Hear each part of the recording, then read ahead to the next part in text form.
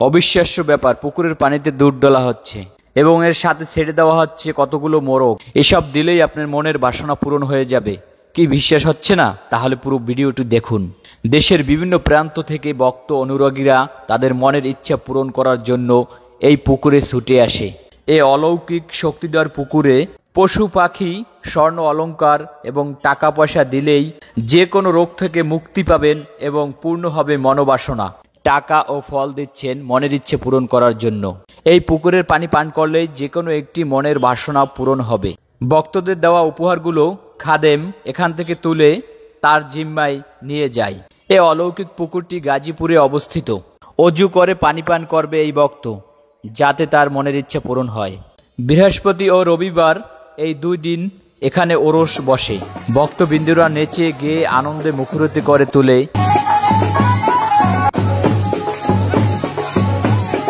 গাজীপুর চান্দুরা fire সার্ভিসের সামনে থেকে রিক্সা নিয়ে এখানে চলে আসতে পারবেন। নেচে গেয়ে অনেক ভক্তই জ্ঞান হারিয়ে ফেলে। তখন তাদেরকে নিয়ে যাওয়া হয় বটতলা, অর্থাৎ সারি সারি মোমবাতি জ্বালিয়ে আগরবাতি দিয়ে বৃহৎ 2টি বট গাছ আছে, সেই বট গাছের নিচে তাদেরকে সাধন করালে আবার ঠিক হয়ে যায়। ভক্তবৃন্দরা নাচতে নাচতে ডোল তবলা বাজিয়ে দরগায় প্রবেশ করে। এই পুকুরের নাম হলো ষাঁড়ের পুকুর। এখানকার তথ্য মতে তৎকালীন এক রাজা স্বপ্নে দেখে এই পুকুরে 2টি ষাঁড় ছেড়ে দেয় এবং সেই থেকেই এই পুকুরের নামকরণ করা হয় ষাঁড়ের পুকুর। এই পুকুরের পানি পান করলেই মনের বাসনা পূরণ হয়। সেটা যেভাবে আবিষ্কৃত হলো চলুন জেনে নেই। অনেক আগে একটি ছেলে এখানে এসে পায়খানা করে। বাসায় যাওয়ার সাথে সাথে তার প্রচণ্ড জ্বর আসে এবং তার মা তাকে জিজ্ঞেস করে, হঠাৎ কেন জ্বর আসলে, কি করছো? তখন সেই ছেলে তার মাকে সব কিছু খুলে বলে। বলার পর তার মা তাকে বলে, তুমি যেখানে পায়খানা করেছো ওই স্থানে গিয়ে তুমি ওখান থেকে একটু পানি পান করো, এবং সে এখানে এসে পানি পান করার সাথে সাথেই তার জ্বর ভালো হয়ে যায়। এই তথ্যটি এখানকার স্থানীয়দের থেকে নেওয়া। এই ষাঁড়ের পুকুরকে কেন্দ্র করে স্থানীয় কিছু মানুষের বিরূপ মত প্রকাশও পাওয়া গেছে। পৌরসভা থেকে 6 থেকে 7 লাখ টাকা দিয়ে এখানকার খাদেম এই পুকুরের লিজ নিয়ে থাকে। দয়ালের দুধ দিয়ে গেলাম, দিয়ে মানত করে কোনো উপকার পেয়েছেন? পেয়েছে, হাল্লা পাওয়াইছে। দূর দূরান্ত থেকে মানুষ আসে? হ্যাঁ, মানুষ আছে, ও প্রচুর মানুষ আসবে এখানে।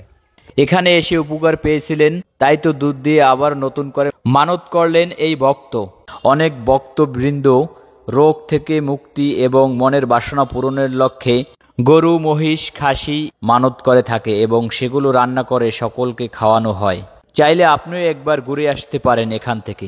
যুক্তি, তর্ক, বিশ্বাস এগুলো আপনাদের উপর ছেড়ে দিলাম, তবে এটার সাথে আমরা একমত পোষণ করি না। কমেন্টে সবার মতামত আশা করছি।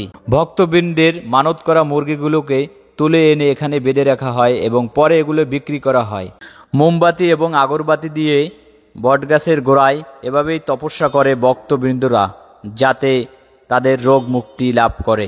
হিন্দু, মুসলিম, খ্রিস্টান, বৌদ্ধ সব ধর্মের মানুষই তাদের মনের বাসনা পূরণের জন্য এই পুকুরে ছুটে আসে। আরও ইন্টারেস্টিং ভিডিও পেতে পেজটি ফলো করে ভিডিওটি শেয়ার করে দিন। ইতিমধ্যেই দেশের বিভিন্ন জেলা উপজেলায় ষাঁড়ের পুকুরের নাম ছড়িয়ে পড়েছে। এত বিখ্যাত কেন? এখানে মানুষ কেন আসে? বাচ্চা ছাড়া বলতে পারে না এই পুকুরটা কবে হয়েছে। এটা এই যে পুকুর দেখেন, জঙ্গল, এটা পানির মধ্যে ভাষা, এখানে মানুষ লোকজন যে কোনো সমস্যা হয় এই ষাঁড়ের পুকুরে এই যে ঘাতলা মধ্যে আসছে উজু টুজু করে একটা নিয়ত ফিরে যায়।